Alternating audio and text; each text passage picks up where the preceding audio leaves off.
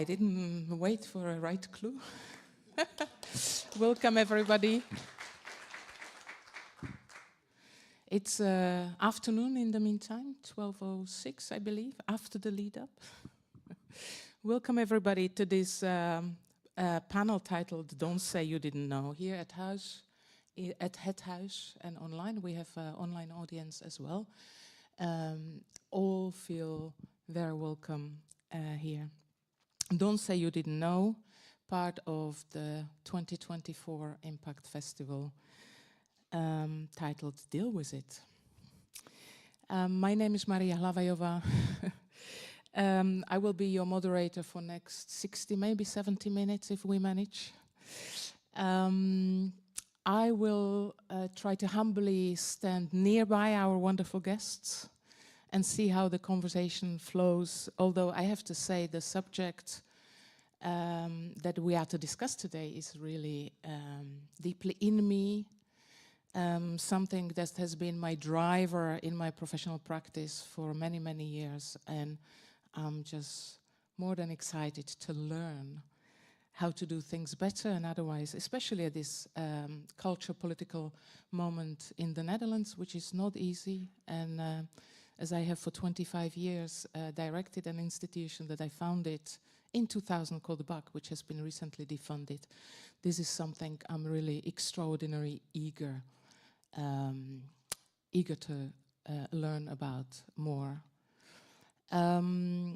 Even though personally for myself, and I'm sure for many within our community, the fact of defunding and relatively dramatic political circumstances within which we labor in the Netherlands is really quite a shocking, disturbing, disenchanting condition. I just want to remind myself and all of us that we still speak from within a privileged environment within which we labor, and I think within the conversation today we need to continuously keep this in mind. We're going to talk about quite some pressing issues today. Before that, thanks for the invitation to Arion and Ina, and again, congratulations on the opening and on the subject and constellation of this festival. And thank you the team who's been amazing taking care of everything so that we can gather here. The question I will be insisting on throughout today is actually the question, given the pressures we're experiencing all across the world today, that question that I want to ask is simple and the most difficult at the same time, and that is, what can art do? Perhaps given the unspeakable depth of devastation we face today, perhaps even what must art do? In relation to the IMPAKT Festival today, the important question that I will ask the panelists is whether the principled critical practice of radicality, as the festival claims it, is the answer. Or is it the contrary, sheltering inside the beauty of images, metaphors and allegories, as many other places and projects do? That combination of the two, that would be a too easy an answer, I think. But what are the tactics, ways of doing and being in the world today? This is the most crucial question, in my opinion. What is the role of art in the current conjuncture? In other words, admittedly, these are humongous, epic questions that we will not answer today in full, but we can at least join a lot of similar panels, forums, movements on the ground already today. I have to admit that I have quite a perhaps banal and yet still very important reference that I very often think of when I pose this question to myself, and I very often return to Jean-Luc Godard's Notre Musique. Some of you may know it. Writers gather in post-war Sarajevo and discuss precisely this question: what is to be done? What can writers, what can artists do? You know, a great Palestinian poet, Mahmoud Darwish, appears there to bring in Palestinian question, importantly. And Godard himself says, As our age has endless destructive force, it now needs a revolution of a comparable creative force that reinforces memory, clarifies dreams, and gives substance to image. To be sure, to answer how we do this really in these times, we are offered quite some guidelines by the organizers of this panel to begin tackling these questions. And for the sake of time, I will just read the abstract to you quickly. And please know that I will select keywords from that abstract to put pressure on. So the art world has long provided a safe space to express challenging, controversial, and conflicting ideas. Now the safety of that space is being threatened by those unwilling to even entertain opposing ideas. Worse still, many organizations that make up that space are hiding behind a mask of neutrality. With large sections of the Dutch political right pushing for the unconditional support of Israel, major Dutch museums and culture institutions have chosen to stay silent in an effort to appear neutral. Coupled with Israel's aggression towards those who criticize its violent actions, this trend of silence has made culture institutions and public events increasingly unsafe for artists who wish to condemn the war in Gaza. In light of this development, we want to examine what neutrality really means. Is avoiding conversation and confrontation itself a form of violence? At what point are we obliged to take a non-neutral stance on any given matter? And how can culture institutions ensure the safety of those wishing to express their views on the Israeli-Palestinian conflict? Unquote. I will, as I promised, select a couple of keywords from this statement that I just quoted, and I would like to see the session today divided in 3 parts. We'll have brief introductions by our esteemed guests. After that, I would like to focus on the question of neutrality and silence. In the 3rd part, I would like to think propositionally. Exercising not mere critique, but critique as proposition. I would like to encourage everybody to prepare questions, see how the dynamics of the panel goes. Maybe we manage to take questions as we go, and that's also for the online guests, actually. And so, join me in welcoming the 3 guests in the order of appearance. Pascal Gielen, who's a writer and sociologist of culture. Welcome, Pascal. Why don't you join us at the table? Then we have artist, novelist, and filmmaker Roy Rosen, and we have writer and journalist Umaya Abu Hana. Welcome.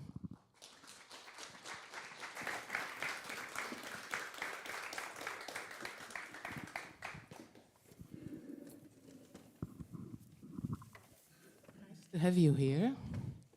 So I already announced the order of appearance, and I believe we agreed that you make a couple of minutes long statements to provide us a bit of a framework to start from. So I just want to offer the floor to you, Pascal. Why don't you? Okay. I shall briefly start why I'm here, or why I was asked, I think. I've written, I was in Ukraine for several times the last years to make film. And when I arrived home at my university, I work at the University of Antwerp, I was seen by a lot of colleagues as a kind of hero who went to war. But then I get involved in the reenactment, I call it, of the Gaza monologues. I was asked for that, and I also had a discussion there. And then I get very angry mails of colleagues, of the same colleagues of mine, some of the same colleagues of mine, because I was provoking anti-Semitism, etc. That was the discussion. And I saw also, and that's why the text is about, the text I've written about is about neutrality, that our rector of the university is not rector anymore in this moment, took a completely different position to Ukraine and to the bombing of Gaza. Until now, he even neglected the ethical committee who said you cannot collaborate anymore with this university. He neglected it. So he took this position and he used always the word neutrality. Need to be neutral. That's our position of science and methodology is neutral, etc. That was his position. And I was wondering, he's a quite progressive rector, but I saw it also in the cultural field, artistic field, a lot of artists who were very activist on different kinds, political activists, at a certain moment shut their mouth and were silent. So my question was, where does this come from? What and why is there such a split in society? So here my statement, and two are quite, so it was a quest for me. Where does it come from? Has it to do typical with guilt? People who were, let's say, burned in Second World War, and that was certainly a reason. Second, and that's the classical one we know, let's call it blunt capitalism, economical relationships with university. Certainly a reason why people at a certain moment went to kind of Zen Buddhism when they said, I don't see where we have to break the connection. That's certainly one, counts also for my own university, what I see at this moment. But I thought, is that it again? Is that the only reason? Is it again capitalism? Is it again this kind of economical relationships? And then by talking with people, I saw something, for me, it's almost psychoanalytical, and I call it, I say it maybe a little bit blunt, but it is the suppression and fear of collectivism,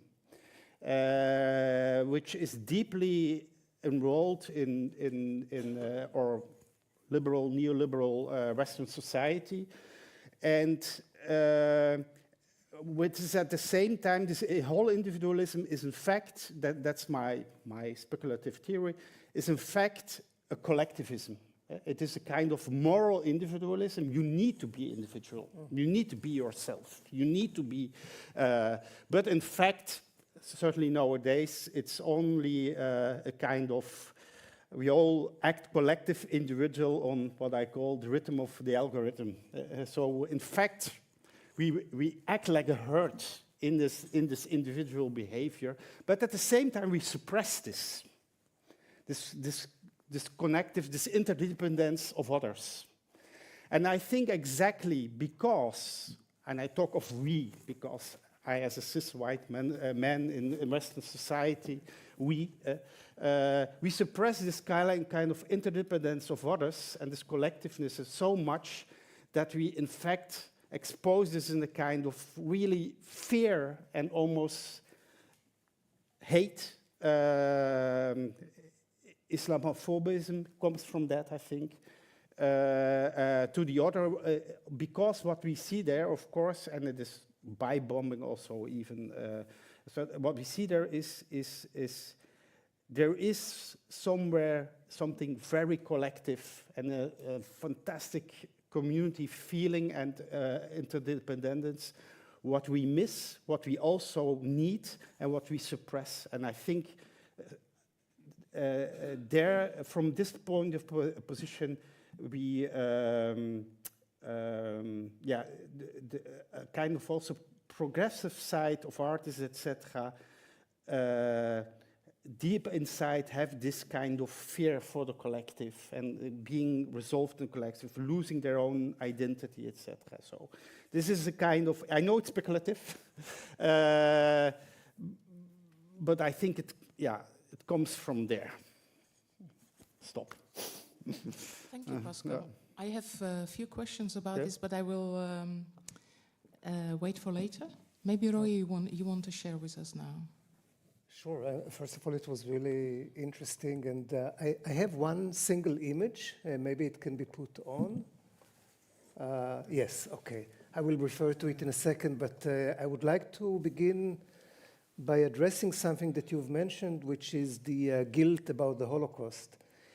And I think that it's an interesting place to begin with. I didn't plan it, of course, but because you mentioned it I think that, of course, the trauma of the Holocaust is very real, but trauma has been politicized and instrumentalized, by Israel, by the state of Israel, even as the war was going on. So David Ben-Gurion, the first prime minister of Israel, was speaking about, the Jewish Holocaust, even before the final solution actually began. So there is always something to be gained in Israel by exploiting trauma. And in a way, the trauma of October 7th is connected to that. I mean, the trauma is real. What happened in October 7th was terrible. But immediately, the Israeli media and cultural world began concentrating on that trauma and comparing it to the trauma of the Holocaust in a way that assisted in completely disavowing what was going on in Gaza. In a way that I found really exasperating, because for me, art, whether it's collective or individual, whether it's radical or aesthetic, has to be on some level self-reflective and self-incriminating. Otherwise, I don't really see the point. Treating the crisis in Gaza seemed almost like an impossibility for me for a very long time. Much of it having to do with this exactly, with this kind of bind between the Holocaust and Gaza, and this very, I don't know how, toxic use of victimhood, which I'm very appalled by. So in a way, the Gaza War Tattoos was a series of attempts to respond to that in a way that is self-incriminated, in a way that is tainted. It's not clean in a way. It cannot be cleansing. It's not I hope the images are beautiful and seductive, but I hope also that they're not, appearing to be offering any kind of catharsis or cleansing or anything like that. It's not about that. And I wanted to choose just this one image because I think it has the benefit of the concrete. This is entitled or subtitled a military historical poem. And indeed, this is what it is. The whole poem is made entirely of the names of assaults, military assaults by Israel, only in the current century. And there is no poetic license whatsoever because the order is the right order. So the last one, Iron Swords, is the current war. This is how Israel calls the current war. And it is called the Dreadful Dreidel. The dreidel, you may not know, is a toy. It's a Hanukkah toy. And that's the only thing that I wrote, the Dreadful Dreidel. And that is because one of the operations, Cast Lead, which was a horrific attack on Gaza in 2008, Cast Lead is taken from a children's tune. The operation was going on during the holiday of Hanukkah. And my uncle, the song goes, bought me a dreidel made of cast lead. So the cynicism of the military language here is not only about pastoral names, describing weather or landscapes. It's not only about, Orwellian newspeak, like calling an attack defense wall, for example, kind of inverting, but also infantilizing or adding a sugary coat to operations, to deadly operations like Cast Lead. And I think that in the context of I have to be very brief, so I will say two things about this image, two extra points.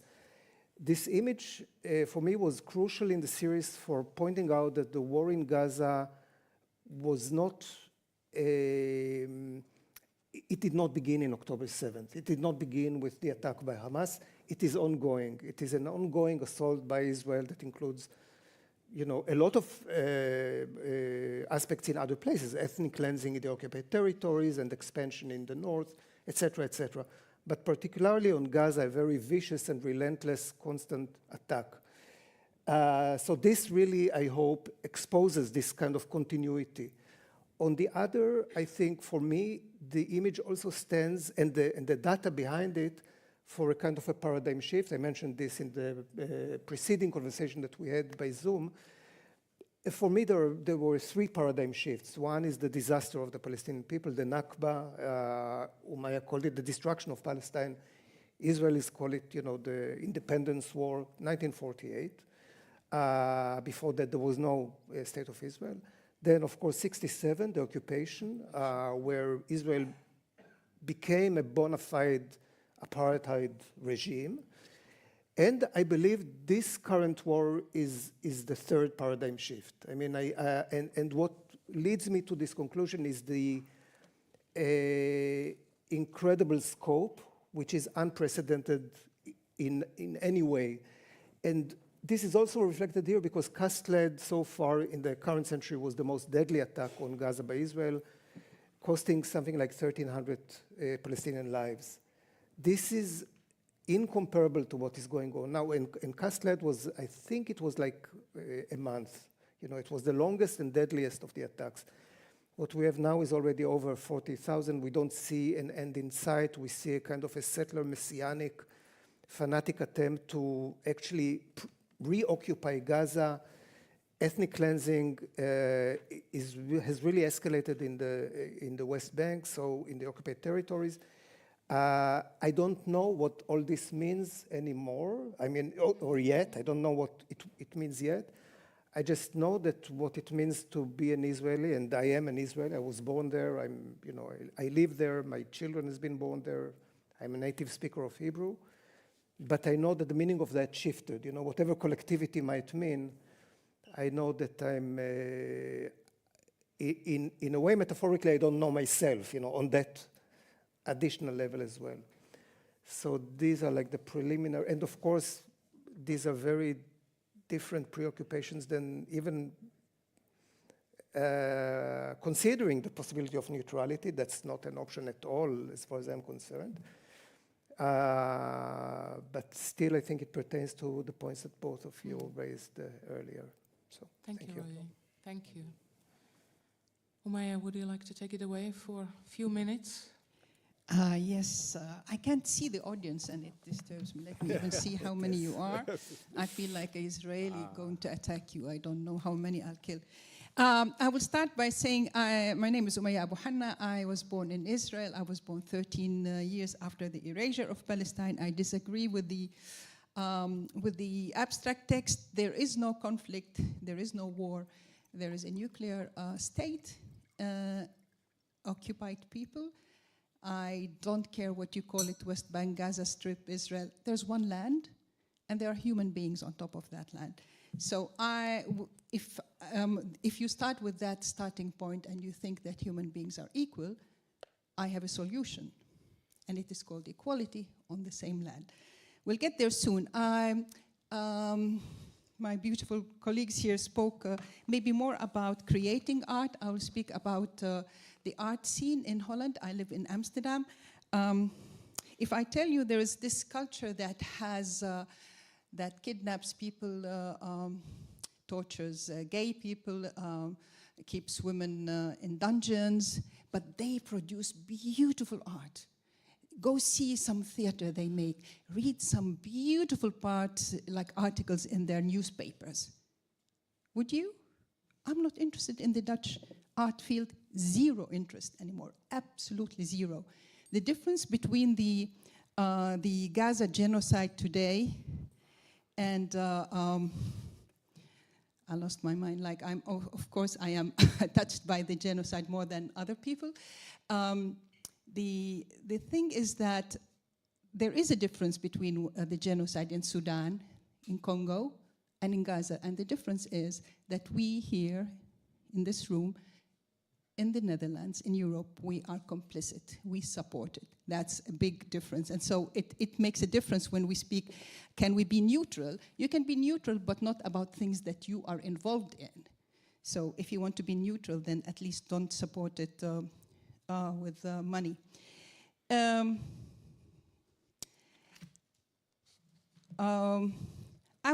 I'm very, very happy to have, he's a wonderful, wonderful artist, and he's a wonderful human being.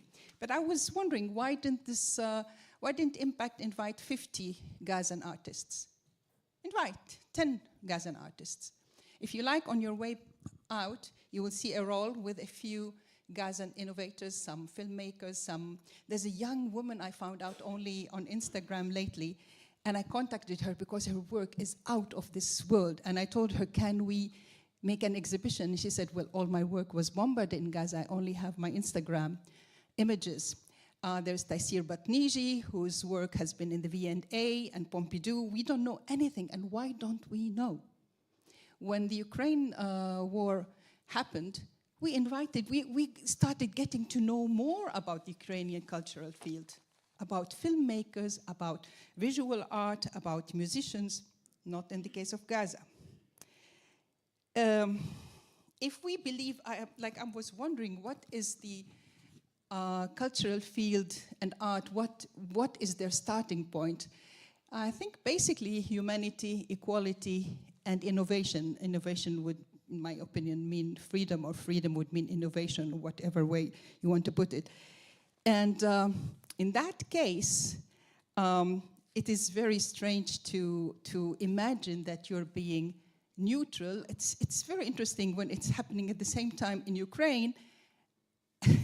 I would like the same neutrality to every human being. Be as neutral to Palestine, to Sudan, the way you're being neutral with Ukraine.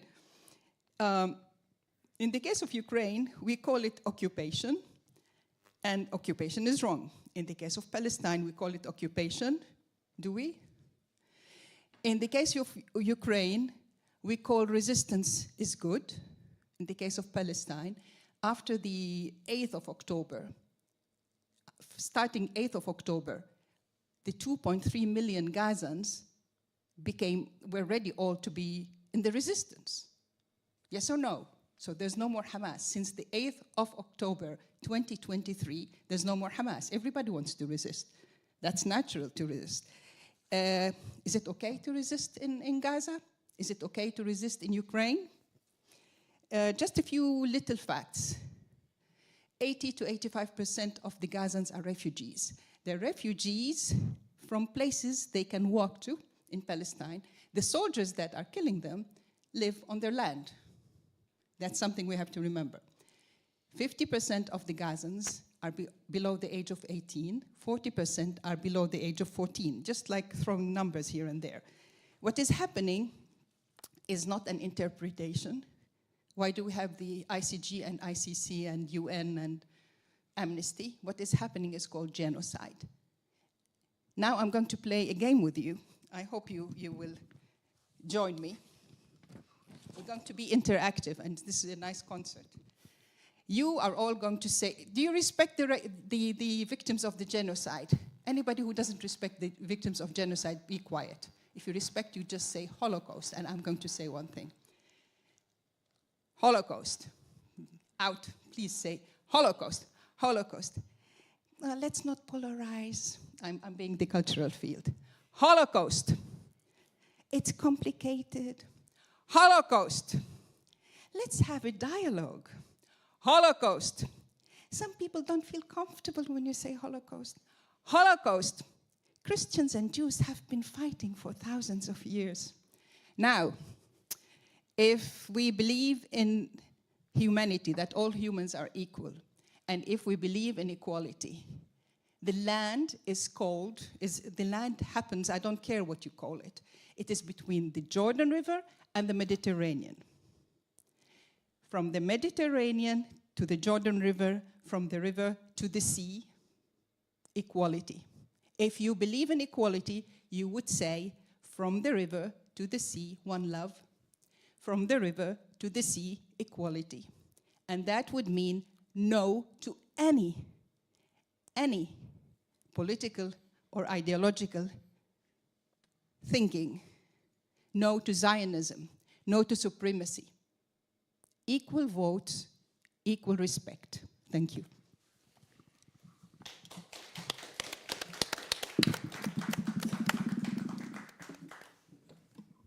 Thank you very much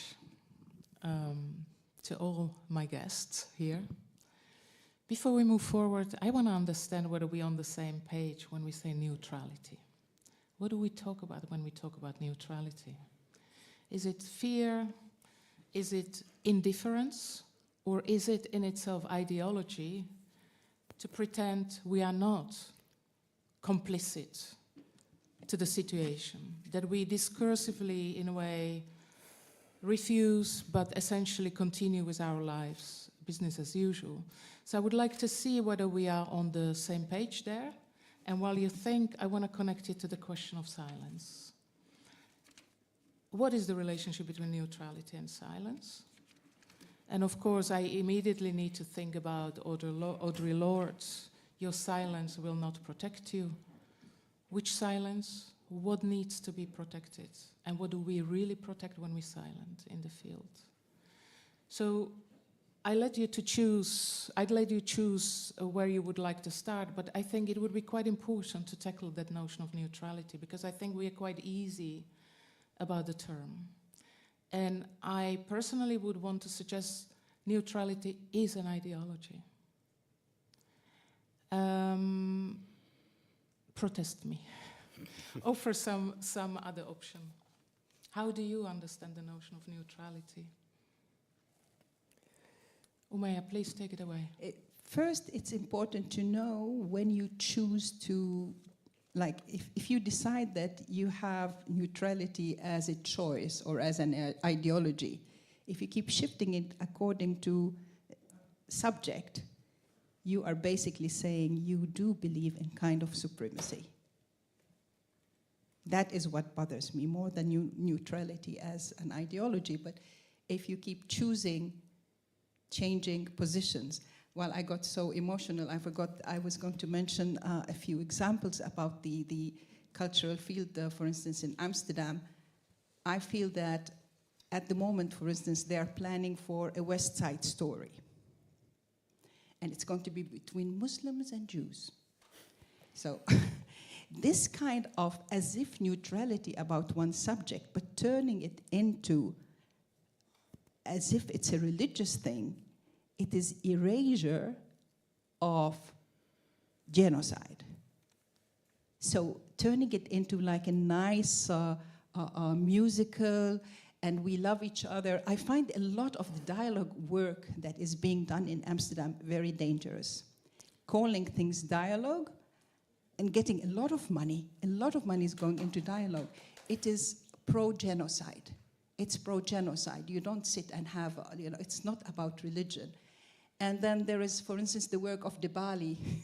I didn't mention, Debali, for instance, hosted the Israeli Film Festival. And the Israeli Film Festival said, they advertised themselves, come for a distraction from reality. They had a whole film festival, a distraction from reality. Yeah, we have something called the Gaza Choir. We were singing outside, saying that Debali celebrates genocide. In the same month, they had this exhibition of this photography exhibition of an Israeli artist.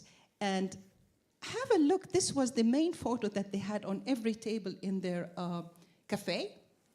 What a choice. So he was the local, see the Arab, half of barbarian. She's the free nude. And during this genocide, I think it was in August, I'm not sure, I check that. From the whole world, they chose this photo exhibition, and then they had the Israeli Film Festival. So this kind of exhibition that does not use words, it is helping with the idea of the barbarian. That's the only way I can see it. Choosing an old photo to put on every table was, for me, very shocking. This is how you dehumanize. And my understanding of neutrality is to keep the status quo of dehumanized humans. Thank you. Thank you for bringing this up. Would you want to weigh in? I mean, I think I mentioned it during our, again, preliminary talk, that for me, neutrality has always been a very strange concept. I thought that, it's a joke, but that, the real winner of World War II is Switzerland, because it has been neutral, so it could win the most money. So neutrality is another way to a positivist perception of capitalism as the highest value, money. When you're neutral, you can just rob as much money from other people as as you wish. In art, I don't think it is even possible. I think that the silence is something that a lot of artists revert to. I cannot blame them. Often reality puts us in impossible positions where, you know, what we need to do or may feel we need to do is unbearable, is very difficult. And another thing that can be, maybe people construe it as neutral is universalism. You know, when people, I don't know, hold on to abstraction or to materiality or to whatever tactile quality of art as a kind of a value that is timeless and spaceless, you know, that is beyond time and space. Now, I'm as much about beauty and seduction as any other artist, but I think that, you know, beauty aesthetics is always tainted by ethics, by politics, by where you are and what you have to face. Yes, so neutrality was never even an option for me. I totally understand, though, the aspiration to neutrality is this kind of a dialogic horizon, you know, which may exist somewhere in the offing, you know, this kind of imagined or speculative safe space where we can come to terms with each other. That's a very beautiful vision, but it's not really tangible, to me at least at the moment. Yeah. Pascal, you want to? Yeah, I cannot add much anymore, I think, but for me there is an important difference, I think, between silence and neutrality. Yeah. So neutrality is often an explicit position. Like our rector of the university said, we need to be neutral. So he takes a position. Means not to take sides? No, yeah, for him, it means not to take side. I don't believe it. It is taking sides. Not to take side is taking sides. Yeah, absolutely. Yeah, so that's why absolutely. I hit that question of ideology in its own right. Yeah, and I definitely saw this in his responses to students who occupied the university, etc. That it was not neutral. Definitely not. So that's first thing. But silence is something else, I think. Sometimes it's related to it, but silence is often the fear not to take a position. And that's something else. I see a lot of colleagues of mine who have fear to take a position. They're afraid for what comes back to them. And also in the artistic field, I see this. A lot of cultural organizations, artists, don't dare to because they are afraid. Yeah, sure. Also, not only about Gaza, also other positions. I see this nowadays in elections, etc. And there is, I think, a huge problem. It's a little bit the fear at Christmas Eve with your family that you don't talk about politics because you know, then it becomes uncomfortable. It's sensitive. It's sensitive, and that happens also with colleagues nowadays, etc. And that, for me, this is quite dangerous to install this kind of familiar. We understand each other. Dialogue, and I think there is the problem. But anyway, for me, it's something different: being neutral and being silent. Okay, but you quoted fear as a very important element. Yeah. And I think that needs very serious consideration in this conversation.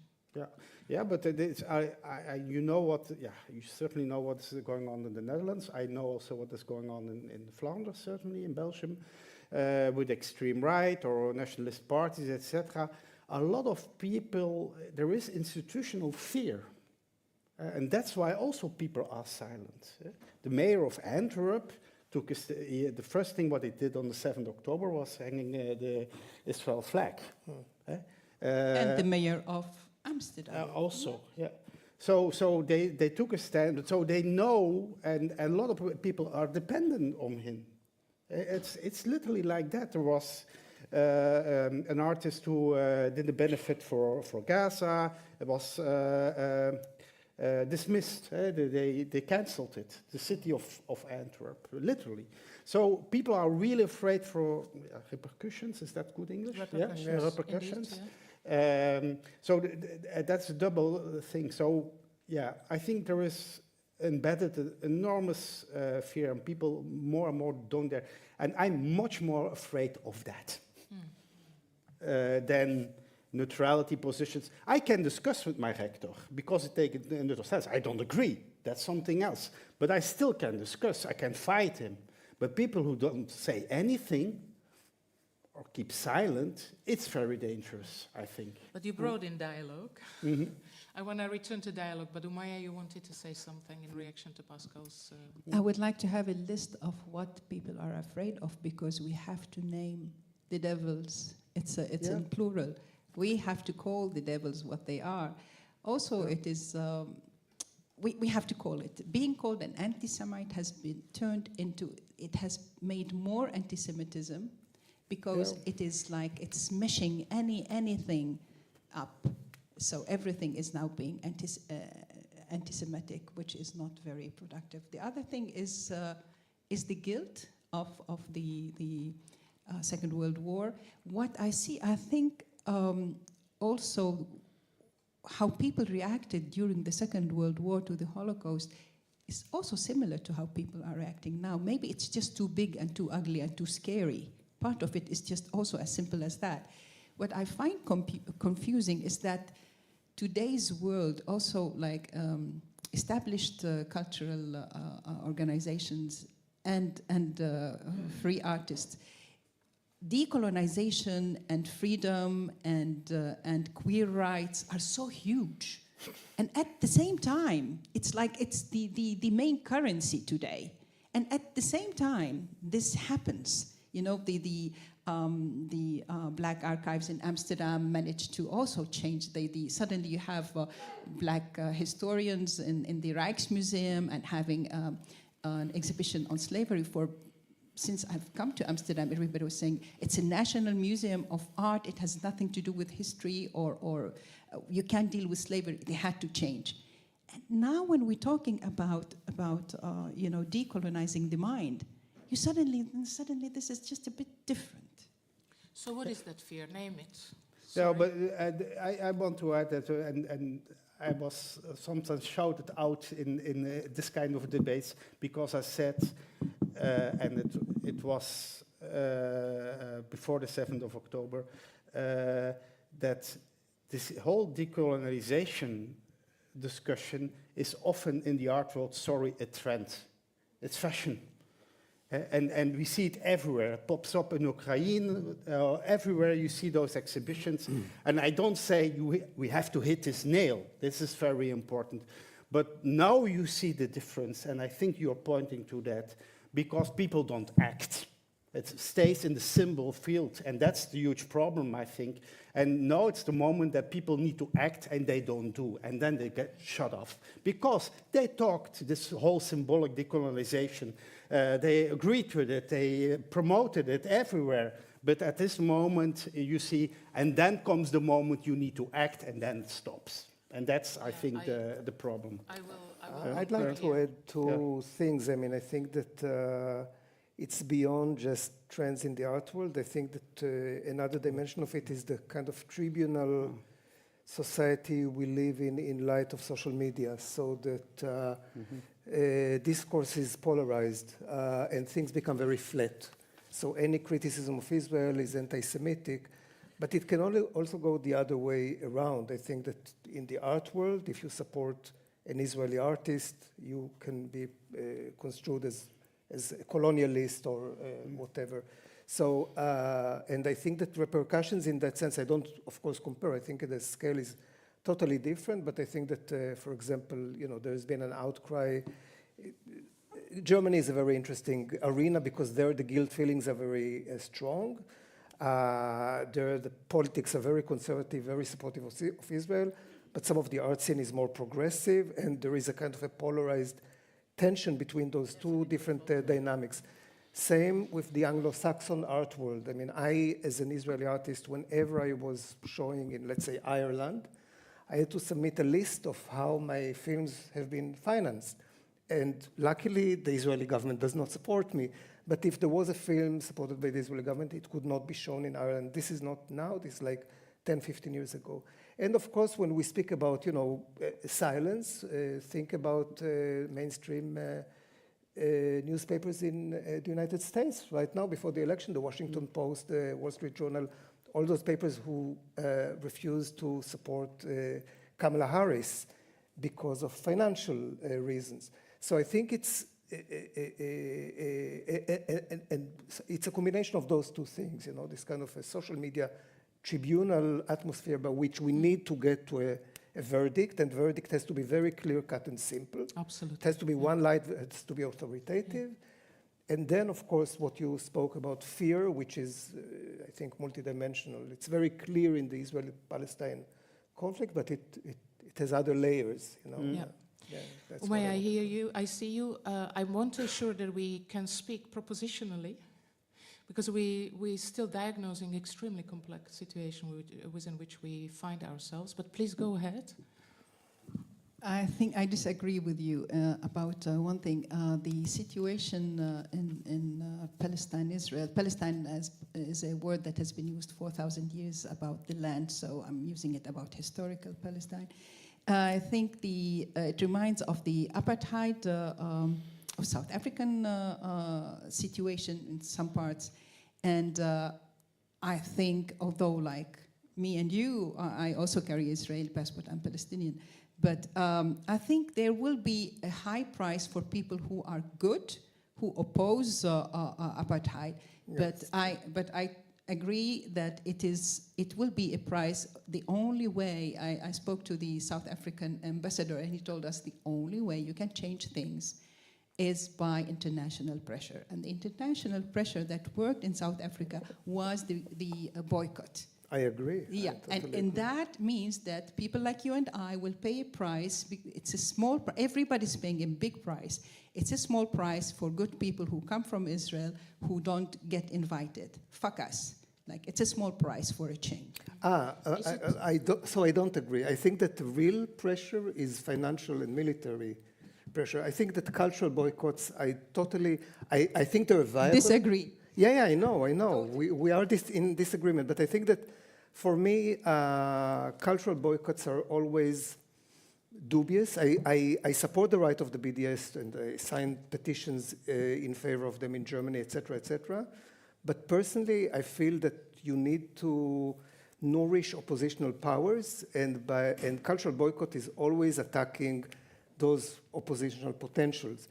The real game is the financial and military game. So Israel needs to be boycotted financially, and weapons needs not to be sent to Israel. I'm all for boycotting Israel, but not in this, childish game of culture, which is childish game with universities. Boycott all universities. Okay, we disagree on that. I really think that if culture is powerful, boycotting it is powerful. Maybe, but I think that, we spoke a lot about the need for a dialogue, a horizon of dialogue. You're speaking about propositions. It's a question. It's a question of who do you want to have the dialogue with? And Umaya questioned dialogue. Like, what is dialogue in this respect? Is that what we need, or what is it that we need? And I had a time up sign from Margareta. You've got much faster clock than I've got here. For the second round. 1 second about the dialogue. You put pressure on that notion. Like, is dialogue something that all our efforts ambition toward, or is that something else? Could you do it in 30 seconds? We all have different routes. I hope the important thing is to know, are we aiming at the same thing? I am aiming at at equality. So I don't believe in dialogue. I think now we have passed the time of, it takes the energy away from real work. You do dialogue only if we agree at the same aim. And I'm not going to spend my time now with people who are pro-genocidal. Absolutely not. No dialogue. And no bullshit. Don't tell me Muslim. My roots are Christian, and I'm an atheist. So don't bullshit me with this Muslim Jewish. Mm-hmm. And don't bullshit me with Europeans telling us how to be nice to Jews. You are the ones who put them in ovens. You are the ones who kicked them out in Spain. We have never had any problem with Jews. Excuse me. Very well. I want to go to that question. Boycott, we already mentioned. What is our toolbox beyond that?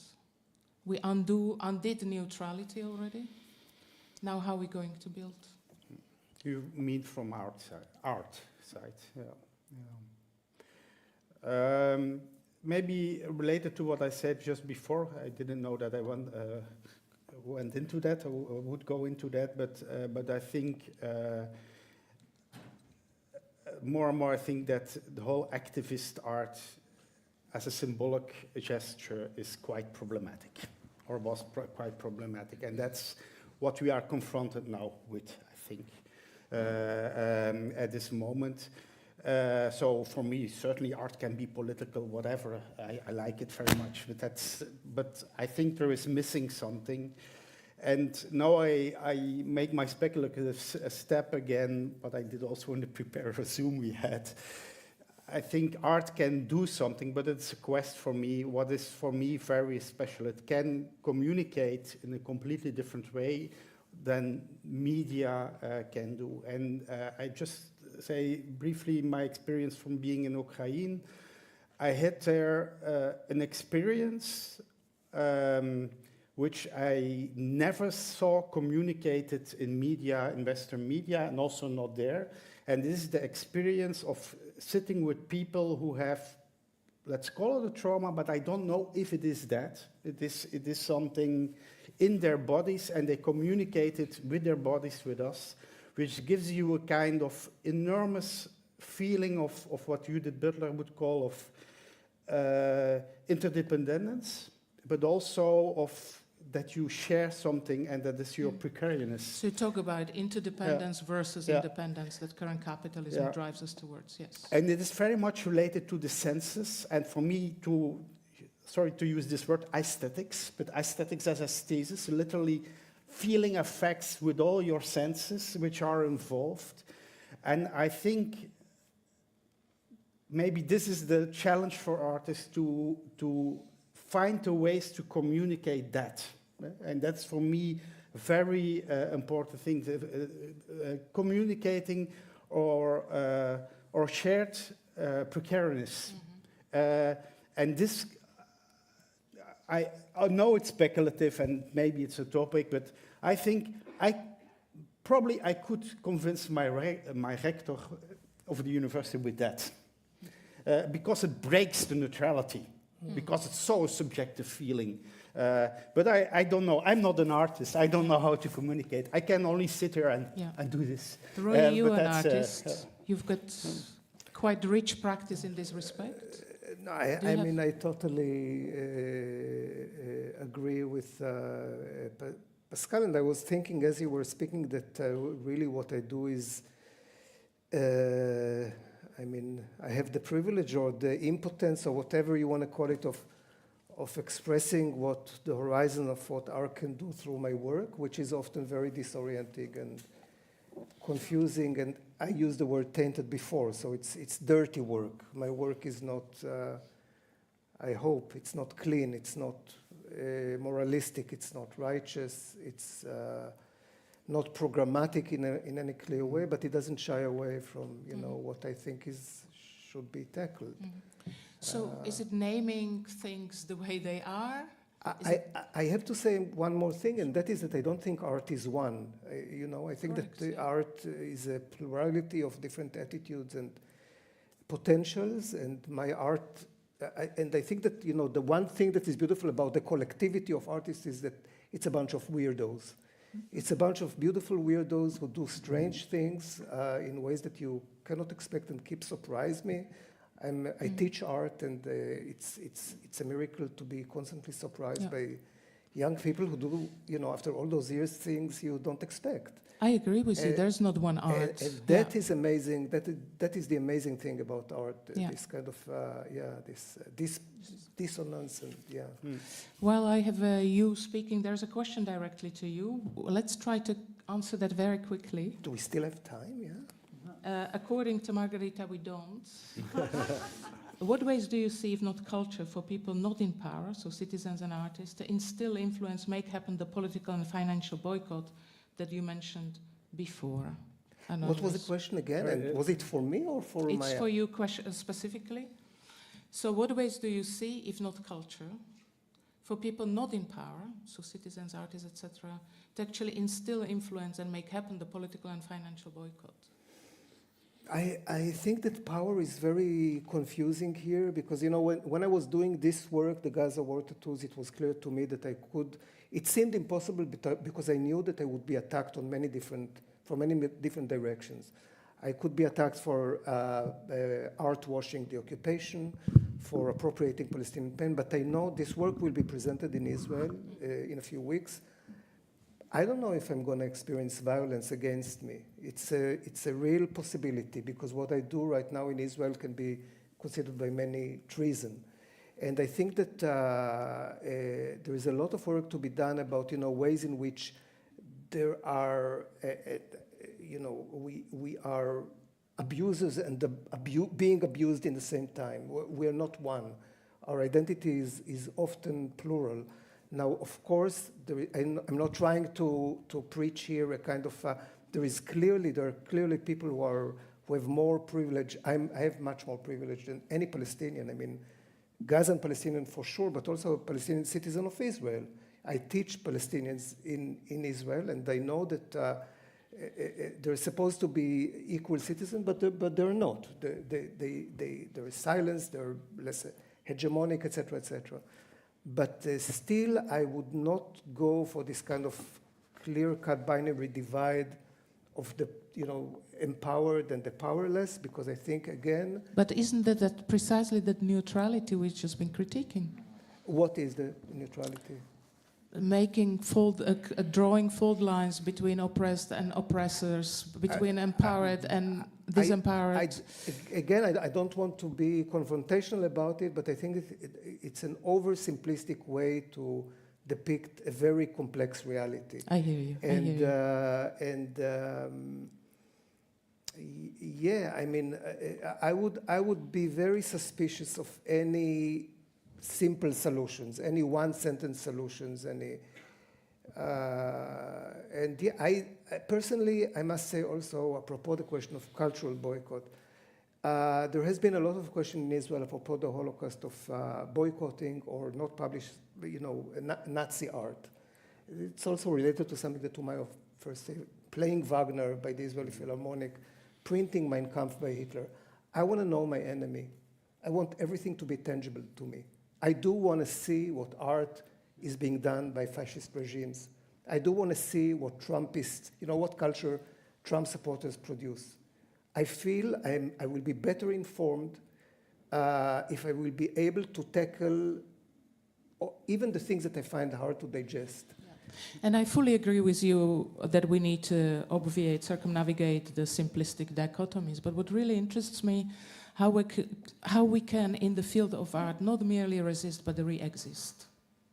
I think this is really crucial, not just being against, but exist in spite of. Sure. Right? So where is this livable life in common, this life in interdependence with others?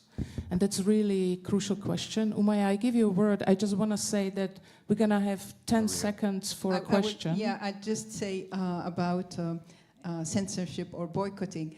When you have your own land, you're sleeping in your own bed, in your own home, you don't want the enemy's stuff censored.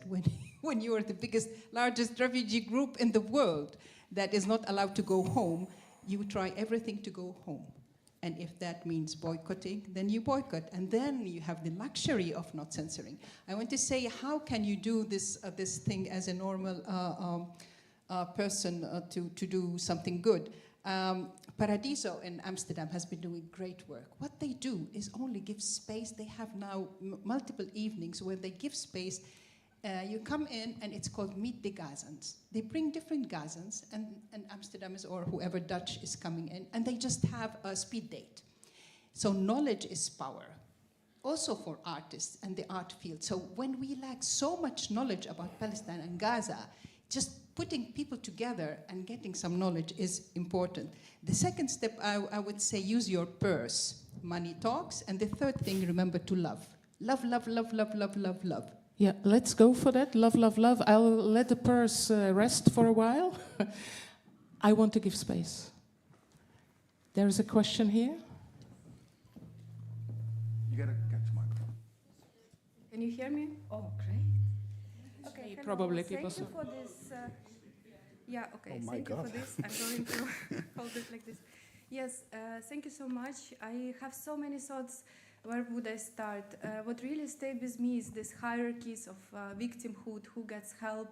I'm myself Ukrainian, and I feel indeed we get a lot of space, but at the same time it's not so simple, because still we have to prove that we deserve help, and after 2.5 years of full-scale invasion, it's still not over, and we are still advocating to give us weapons and proof, while Israel got weapons and support from the West very fast, and we didn't. But about the cultural boycott, I completely agree with you that cultural boycott works, because culture is also a weapon. With culture, you can achieve something that you cannot achieve with military power.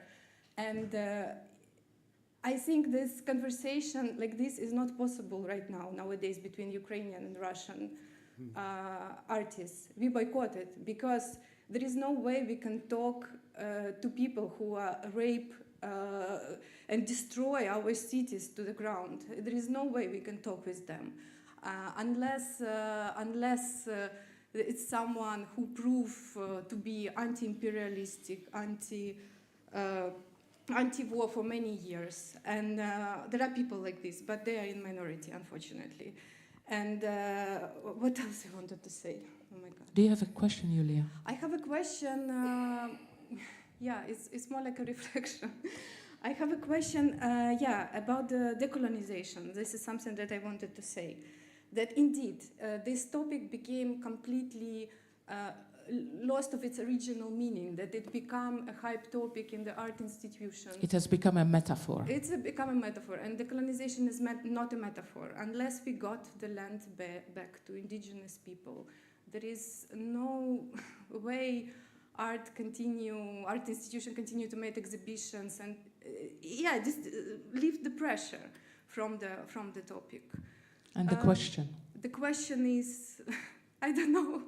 But I have a question Okay, for you. I mean, indigenous would be what? Would be Can I people who were quickly- born in the place, or indigenous? So Julia refers to an article by IMPAKT. IMPAKT, Kave Young, the decolonization is not a metaphor. From Because 2012. Originally this whole idea originated from Latin America, and actually one of the crucial books for understanding decolonization, Orientales, was written by Edward Said, who was indeed coming from Palestine and who was not a Muslim. He was a Christian, as far as I know, right?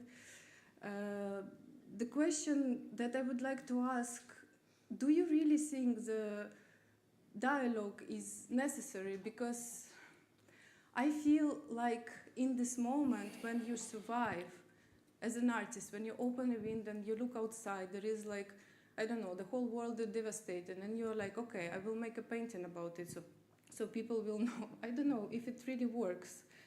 What art can really offer nowadays? I'm a bit, But may I, because I had this confrontation also in Kiev when I gave a lecture there about discussion about decolonization, and the discussion we had was exactly because I have a lot of friends who only in Ukraine who only speak Russian, and now they stop speaking Russian, so their intimate language. Yeah. So they don't only decolonize themselves, their own bodies. They cannibalize themselves in a way.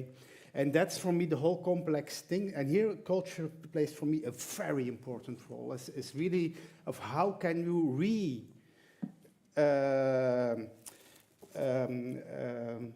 reorganize your own culture in your own terms without cannibalizing yourself. When I talk about dialogue, then dialogue becomes important, because that's what I wanted to say. And I really saw this in Ukraine, and it's a very blunt philosophical statement, very cliché, but the other is in ourselves. And that's what I saw there. So the dialogue starts with the other in yourself, in your own culture, in your own body, etc. And that's why I think dialogue is necessary, but in a completely other way than you think. At this moment, And I was in the beginning with the full-scale war in Ukraine, playing in the newspapers in Belgium. We have to deliver weapons, anti-pacifist, because that's the only thing what you can do for Ukraine at this moment. No dialogue, of course not. But at a certain moment, I have also a lot of Russian friends, I have to say, I think dialogue is necessary because still I have it also with university or certain persons at universities in Israel. I think, yeah, that is the only critical mass at a certain moment. We have to take the dialogue again with them. But no, I have the same stance to Russia. Boycott everything. This is the moment. But be aware, this dialogue is very necessary, I think, at a certain moment. To understand, in the first place, that very strange thing in ourselves and our own culture. Thank you for that. Let's see whether there is one more question in next 3 seconds. There's one. Can I? Yeah. So I want to thank all the speakers. I think it's been very insightful. And I have a specific question for Pascal, because you mentioned collectivism at the start in your very first introduction. And to me, it sounds like collectivism is a solution, but especially also to the fear and the silence that people are facing, I think coming together and talking, dialogue, is a solution. But I wonder, well, maybe if you agree or not, and whether you see any examples on how we can use collectivizing and collectivism as a way forward, maybe, or maybe not.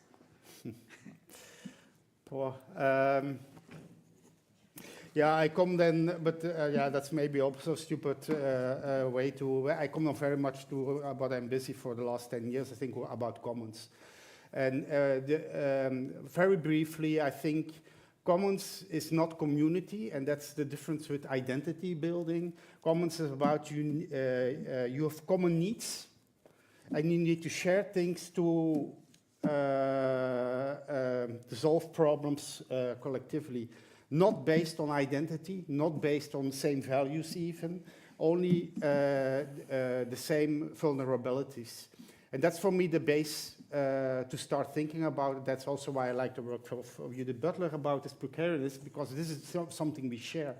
And this a culture, I think, and also artists maybe play a role in that, in make us understand that that's our basic, the thing where we stand on. And where we also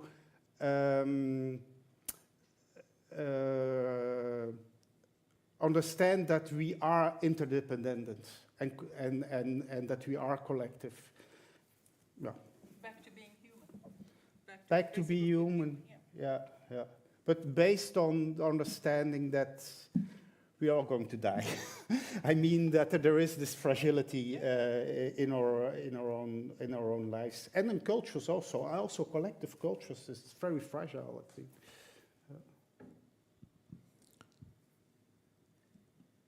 We have around 40 seconds left, and I think there couldn't be a better conclusion to this session, which apparently is just beginning of long series of talks. We would need a couple of months to develop this properly, but close this on a sentence, back to being human, is probably very important. And I think there art has a crucial role to play, and perhaps alongside the line of going back to what does it mean to be human, to figure out what is that society of humans.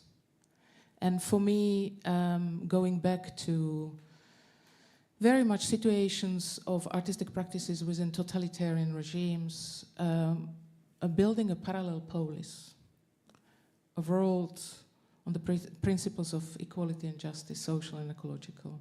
This is what we can do.